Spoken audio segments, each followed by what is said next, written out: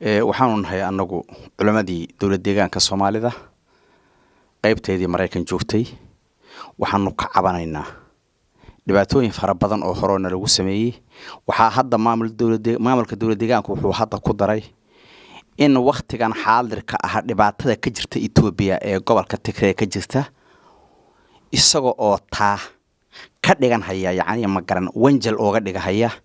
inuu dadkii macquulka ahaa ama culimada ahaa ee dawlad deegaanka in la qabto lana dhiibo federaalka loo dhiibo federaalku waa dawladii federaalka ee Itoobiya oo anagu ma nihin dad mucaarad ah ama dawladda mucaarad ku ah ma nihin laakiin waxa dhacday dhibaato maamul ku sheeg ka jira dawlad deegaanka Soomaalida oo ninka madaxweynaha in cagjar lehdo uu u horeeyo iyo komishineerka boolisku in Maxamed Yar la yiraahdo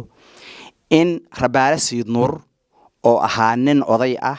siyaasi ah hadda qurbaawi oo Kanadiyaan ah wadanka deganaa oo ka samaystay ganacsi ka samaystay iyo dhismo oo meesha joogay intii loo tagay in la yiri waxa tagtay Tigray kale hada wareegta ka soo baxday oo leeyaan la tagin maanan ogeyn Rabaale wuxuu booqday sanad ka hor masjidka Sayid Ahmed Najaasha oo dunida muslimka oo dhan muxtarimka ah oo la tago oo saxaabo waqtigii rasuulka nooleeyay ay ku aasan tahay isaguna ahaa saxaabi oo nabigu janaa'izatul ghaa'ibka ninku ku tukaday ahaa ee risaalada rasuulka rumeeyay ahaa wala taga dadka muslimiinta way soo booqdaan wuxuuna ku yaalaa gobolka Tigray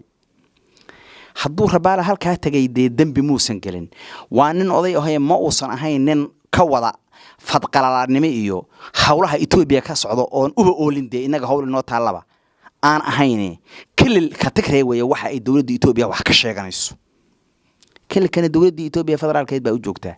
ma jirto shakhsiyaad kale oo lagu mashquulay ma ay jirto marka cabashadaas oo dhibaatada ah oo maamulka kilka nagaga tiid baan ka cabanaynaa waxaanu leenahay arinta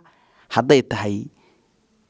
dadka macquulka ah ee wax garan haya ee dawladda ama federaalka ahaada ama shacabka dawlad deegaanka macquulka ahaade inaad ka dhidhidaan Rabaale iyo inta kale la mid ka ahaba dhibaatooyinka noocaas ee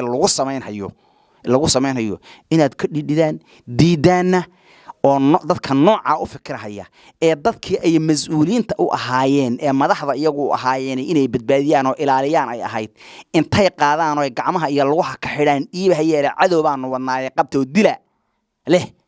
saa u fikiraya ummad ma hay karaan mana matalaani dadkana ma matali karaan inaad ka tashataan baan shacabkaygina u sheegaya aad baad u mahadsantiin wassalaamu calaykum waraxmatullaahi wabarakaatuh بسم الله الرحمن الرحيم الحمد لله رب العالمين أنغو علماء نورد أمريكا أو كسو جيد ديغان كإثيوبيا سوماليدا وحان هلكن كعنبارينينا سيدا فوشحون رباله سيد نور لولا دقمي سيد رباله سيد أحمد نور لولا دقمي يانو هلكن كعنبارينينا وحان لينهاي وإنون عدالة سميو dadka maaragtay madaxda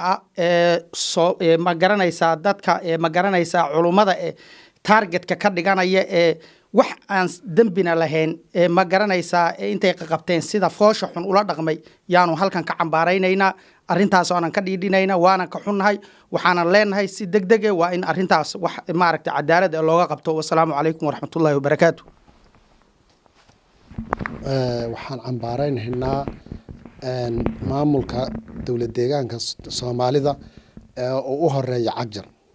baan u horeeyna cagjar u horeeyo waxa ku cambaaraynaynaa in culimadii Soomaaliyeed culimadii kililka shanaad macnaha culimada ugu sareysay in la gumaadayo oo loo gumaadayo beeri baa tagtay maqal